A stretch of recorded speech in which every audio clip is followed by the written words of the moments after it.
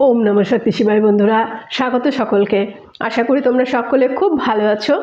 আমিও ভালো আছি। অনেক অনেক অনেক ভালোবাসা রইল সকলের জন্য। বন্ধুরা, আজকে আমি একটু আলোচনা করব যে আমরা যদি ঈশ্বর সাধনা করতে চাই তাহলে কি আমরা সেটা সংসার জীবনে থেকেই করতে পারি, নাকি আমাদের তার জন্য সন্ন্যাস জীবনযাপন করতে হবে। বন্ধুরা, এই প্রশ্নের উত্তর পেতে গেলে আমাদের আগে জানতে হবে ঈশ্বর কে বা কি, সংসার জীবনটা আসলে কি, আর সন্ন্যাস জীবনই বা কি। বন্ধুরা, ঈশ্বর কে বা কি আমার মতো একজন সাধারণ মানুষের পক্ষে এর বৃহৎ সংজ্ঞা দেওয়া হয়তো সম্ভব নয়। তবে আমি আমার এই ক্ষুদ্র ব্যক্তিগত জীবনে যেটুকু আমি অনুভব করেছি সেইটুকুতে আমি বলতে পারি যে ঈশ্বর হলেন এই সমগ্র বিশ্ব ব্রহ্মাণ্ডের স্রষ্টা এবং রক্ষাকর্তা। তিনি হলেন ক্রিয়েটর, আমরা হচ্ছি কো ক্রিয়েটর।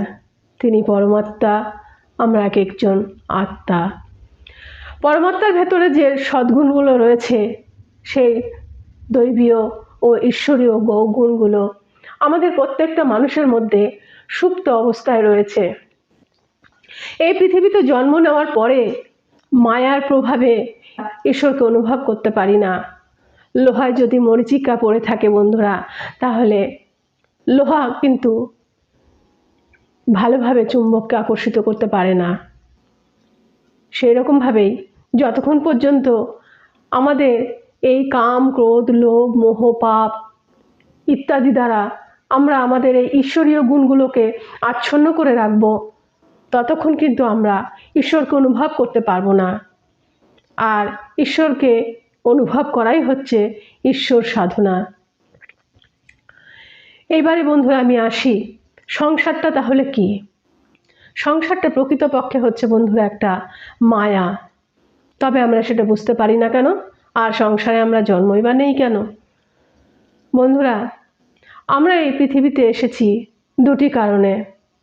এক হচ্ছে এই সৃষ্টিকে এগিয়ে নিয়ে যেতে। আমরা যদি সাংসারিক জীবনে আবদ্ধ না হই, যদি আমরা সন্তান প্রসব না করি, তাহলে এই সৃষ্টি কিন্তু এগোবে না। আর দ্বিতীয় কথা হচ্ছে আমরা এসেছি এখানে আমাদের কার্মিক বন্ধন পরিশোধ করতে, আমাদের কর্মের ঋণ পরিশোধ করতে। আমাদের জন্ম নেবার পর থেকে আমরা যে সমস্ত কর্ম করি তার সমস্তটাই কিন্তু আমাদের সঞ্চিত কর্মের খাতায় সঞ্চিত হয়। সেখান থেকেই কিছু সঞ্চিত কর্ম নিয়ে আমরা জন্ম নেই, যেটাকে আমাদের প্রারব্ধ কর্ম বলা হয়। এই প্রারব্ধ কর্ম হিসেবেই আমাদের পরিবার মেলে। কে আমাদের মা হবেন, বাবা হবেন, ভাই বোন হবেন, কেই বা স্বামী স্ত্রী হিসেবে আমাদের জীবনে আসবেন, তারা আমাদের সঙ্গে কেমন ব্যবহার করবেন, তার সমস্তটাই নির্ভর করবে আমাদের এই প্রারব্ধ কর্মের উপরে। বন্ধুরা, দেখবেন কোনো কোনো মানুষ আমাদের সঙ্গে খুব ভালো ব্যবহার করেন, তারা বিপদে আপদে আমাদের পাশে থাকেন, তারা আমাদের সংস্পর্শে থাকলে আমাদের জীবনের উন্নতি ঘটে, তাদের সঙ্গে আমাদের গুড কর্মা থাকে। আর কিছু কিছু মানুষ সম্পর্কের দিক থেকে তারা যতই আপন হোক না কেন, তারা হয়তো সর্বক্ষণ আপনার জীবনটাকে যন্ত্রণাকাতর করে তুলছে। আপনি বুঝে নেবেন তাদের সঙ্গে আপনার ব্যাড কর্মার অ্যাকাউন্ট রয়েছে। এই সমস্ত কর্ম পরিশোধ করে আমাদের মধ্যে ঈশ্বরীয় গুণগুলোকে জাগ্রত করে, ঈশ্বরকে অনুভব করে তার কাছে ফিরে যাওয়ার জন্য আমাদের এই মানব জন্ম। আর আমাদের এই ঋণগুলো পরিশোধ করার জন্যই আমাদেরকে পারিবারিক জীবন দেওয়া হয়। তাই বন্ধুরা, আমরা যদি পারিবারিক জীবন ত্যাগ করে সন্ন্যাস জীবন যাপন করতে যাই, তাহলে আমাদের এই ঋণগুলো কী করে পরিশোধ হবে? আমাদেরকে এই সৃষ্টিকেও এগিয়ে নিয়ে যেতে হবে, আর আমাদের কর্মের যে ঋণ রয়েছে, যে প্রারব্ধ রয়েছে, সেগুলোও আমাদেরকে শোধ করে যেতে হবে। তাই বন্ধুরা, আমাদেরকে ঈশ্বর এই সংসার দিয়েছেন, এই সংসারে থেকে সংসারের প্রত্যেকটা দায়িত্ব পালনের মধ্যে দিয়েই আমাদেরকে কিন্তু ঈশ্বর সাধনা করে যেতে হবে। ঈশ্বর সাধনা মানে পুজো পাল নয়। ঈশ্বর সাধনা মানে চিৎকার চেঁচামেচি করে মাইক বাজিয়ে ঢাক বাজিয়ে পুজো নয় বন্ধুরা। ঈশ্বর সাধনা মানে হচ্ছে আপনার ভেতরে যে গুণগুলো, সেই গুণগুলোর বহিঃপ্রকাশ ঘটানো, দৈবীয় গুণগুলোকে জাগ্রত করা, একজন প্রকৃত মানুষে পরিণত হওয়া। যেদিন কোনো মানুষের ভেতরে এই মানবিক গুণগুলো, ভালোবাসা, প্রেম, দয়া, ক্ষমা জাগ্রত হবে, যেদিন তিনি সমগ্র সৃষ্টিকে ভালোবাসতে পারবেন, সেদিন তিনি ঈশ্বরকেও অনুভব করতে পারবেন। আর সন্ন্যাস জীবনের কথা বলছি বন্ধুরা।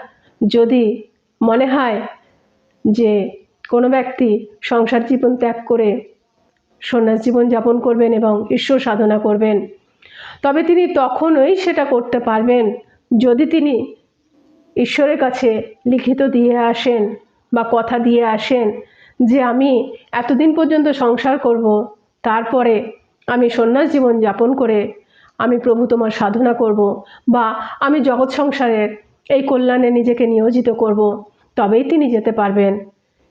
সমস্ত কিছুই পূর্ব নির্ধারিত থাকে। যদি কোনো মানুষ লিখিয়ে আসেন, ঈশ্বরের কাছে কথা দিয়ে আসেন যে তিনি সন্ন্যাস জীবন যাপন করবেন, তাহলে সংসার কোনো রকমেই তাকে ধরে রাখতে পারবে না। আর তিনি নিজেও যদি এই সংসারে থেকে যেতে চান, সংসার তাকে থাকতে দেবে না। তার সঙ্গে এমন কিছু ঘটনা ঘটতে থাকবে যে তিনি সংসার ত্যাগ করতে বাধ্য হবেন। কারণ তিনি হয়তো মানব কল্যাণের জন্যই জন্ম নিয়েছেন এবং সন্ন্যাস ধর্ম পালন করে তিনি মানব কল্যাণের কাজ করবেন। সংসারে থেকেও বন্ধুরা ঈশ্বরের সাধনা করা যায় এবং মানব কল্যাণে নিজেকে নিয়োজিত করা যায়। আশা করি বন্ধুরা আমার এই ছোট্ট ভিডিওটি আপনাদের ভালো লেগেছে। যদি কোনো রকম কোনো প্রশ্ন থাকে আপনাদের মনে, আপনারা অবশ্যই কমেন্টে জানাবেন।